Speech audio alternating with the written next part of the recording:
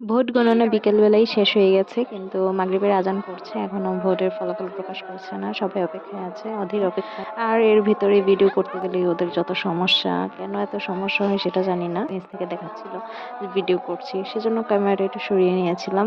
আর এটি ঢাকার ১ আসনের একটি কেন্দ্র। সবাই ফলাফল জানার জন্য অধীর আগ্রহে আছে দেয়ালের পাশে, তাই দেখা যাচ্ছে না সবাই। সন্ধ্যার পরে বেশ কিছুক্ষণ হয়ে গিয়েছে, তখনও ভোটের ফল প্রকাশ করছিল না। অনেক লোকজন চলে এসেছে, সবাই উদগ্রীব হয়ে আছে রেজাল্টের অপেক্ষায় যে কি হয় কি হয়। আমরা সবাই একটু মানে অপেক্ষায় ছিলাম যে কি ফলাফল আসে, কারণ সবার মধ্যে একটা উত্তেজনা কাজ করছিল, কে জিতবে কে হারবে, কি হবে ফলাফল ফাইনালি। আর সেটা দিতে দিতে অলমোস্ট রাত 7:30-টার উপরে বেজে গিয়েছে। আমাদের ভোট কেন্দ্রে ভোটার সংখ্যা ছিল ১২০০ জন, আর এর মধ্যে মোটামুটি ৮০০ মতো কাস্ট হয়েছে। আর সেই ভোটের ফলাফল ঘোষণা করতে এত সময় লেগে গেছে। যাই হোক, ফাইনালি ফলাফল ঘোষণা করতে চলে এসেছে। আর প্রচন্ড ক্রাউড ছিল, ভিডিওতে কিছুটা আপনারা হয়তো দেখলে বুঝতে পারবেন। মাইক দেয় নাই কেন ওনাকে?